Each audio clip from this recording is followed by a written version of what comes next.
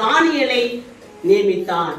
தானியேலுக்குள்ளே ஒரு விசேஷித்த ஆவி இருந்தது. தானியேலுக்குள்ளே கர்த்தருடைய ஆவியானவர் இருந்தார். அல்லேலூயா. தானியேலுக்குள்ள கர்த்தருடைய ஆவி இருந்தது. தானியேலுக்குள்ள கர்த்தருடைய ஆவி இருந்தபடினாலே அடுத்த வசனத்தை வாங்க. அப்பொழுது பிரதானிகளும் தேசாதிபதிகளும் ராஜ்யத்தையும் விசாரிக்கலே தானியேலை குற்றப்படுத்தும்படி முகாந்திரம் தேடினார்கள். ஆனாலும் ஒரு முகாந்திரத்தையும் குற்றத்தையும் கண்டுபிடிக்க அவர்களால் கூடாதிருந்தது.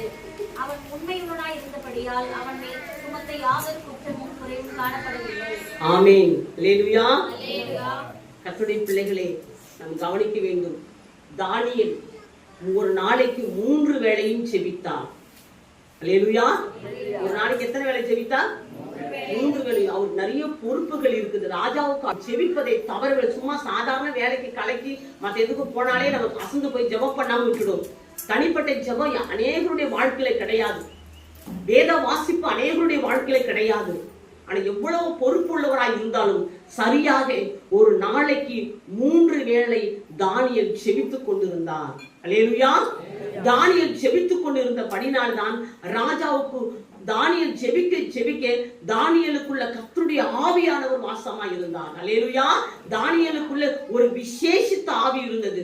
தானியேல் செய்கிற செய்கையெல்லாம் கர்த்தர் ஆசீர்வதிச்சார். ராஜா பார்க்கிறாரு, தானியேலுக்குள்ள தேவனுடைய ஆவி இருக்கிறது, தானியேல் செய்கிறது சரியா இருக்கிறது என்று தனக்கு அடுத்தபடியான ஒரு மேன்மையான பதவியை தேவன் கொடுத்து வைத்திருக்கிறார் ராஜா. அப்படி இருந்த போது கூட இருந்து இவன் சிறை பிடிச்சு கொண்டு வந்த தானியேலுக்கு ராஜா இவ்வளவு உயர்ந்த இடத்தை கொடுத்திருக்கிறார். இவனை எப்படியாச்சும் குற்றப்படுத்தி இவனை எப்படியாச்சும் சாகடிக்க வேண்டும். அல்லேலூயா. வேதம் சொல்லுகிறது, கவனிங்கம்மா. அல்லேலூயா. நல்ல கவனிங்க.